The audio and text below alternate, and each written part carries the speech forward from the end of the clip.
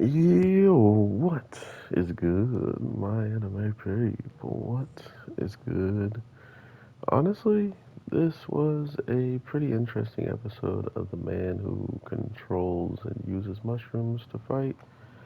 Um, I really don't have an idea of where they're probably going to end up at the end of the day for this show, but what I can tell you is there's some things in here that continuously have, questions written all over it. And I think they're doing a really good job of just making you want to know, like, anything, right? Instead of being in a position where the show itself is just going to, elaborate whenever it feels like it feels more or less like the show has a really cool way of just jumping around with the story, filling us in on why the old man was in the position he was in the first place, and pretty much summarizing more or less what I was thinking later on after watching it and talking about it, is that the whole time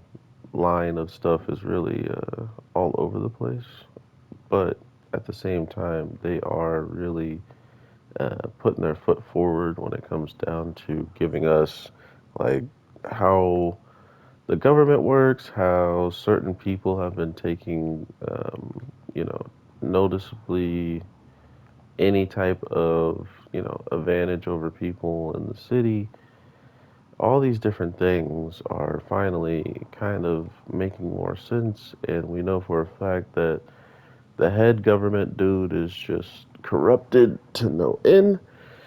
And not only was he trying to stop someone from making a cure for his sister, he then, excuse me, he then wanted it for himself, and he wanted him to stop working on a cure for his sister. So it's like that same thing he would have found out he could have used for anybody. So it just goes to show you that if it isn't working for him then and there, like why are you even worried about it? Is kind of the vibes I got off of him, right? Like, oh, you're still working on this for your sister? Well, that's a waste of time.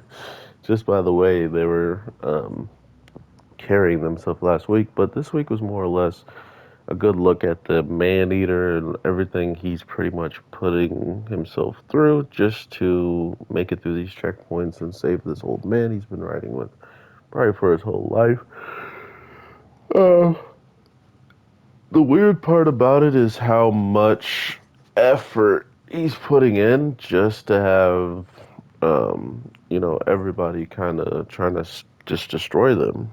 We don't know what they've done to become like marked, but all we really do know is that anybody that meets him or sees him knows the type of danger he brings, and they relatively want to take him out while they can.